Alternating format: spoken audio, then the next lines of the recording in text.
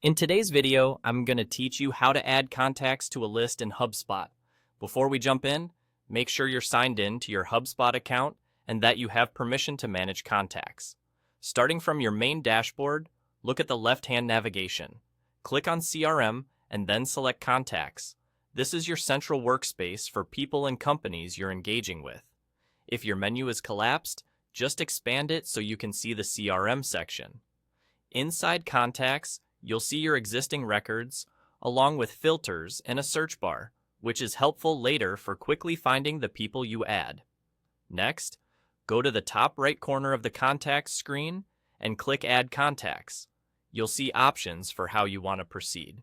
Choose Create New. This is the best option when you're adding a single person manually. If you're bringing in a lot of people at once, there are other options like importing a file, but for now, we'll stick with creating one new contact directly. A form will open where you can enter the person's details. Start with the essentials, like their name and email. The email is especially important because it helps HubSpot identify the contact and reduce duplicates. Then fill in their contact information, such as a phone number if you have it, and their job title. Adding a job title gives your team helpful context for future outreach. You can include any additional fields that are relevant to your workflow. Keep your data clean and consistent. Use proper capitalization and a standardized format for names and phone numbers so your lists and filters work smoothly later on. If your account uses custom properties, you'll see those here too. Only fill in what you actually need.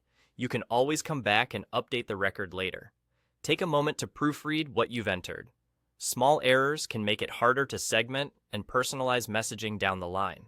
As you type, HubSpot may surface suggestions or flag potential duplicates based on the email you provide, which helps keep your database tidy. That's all there is to it.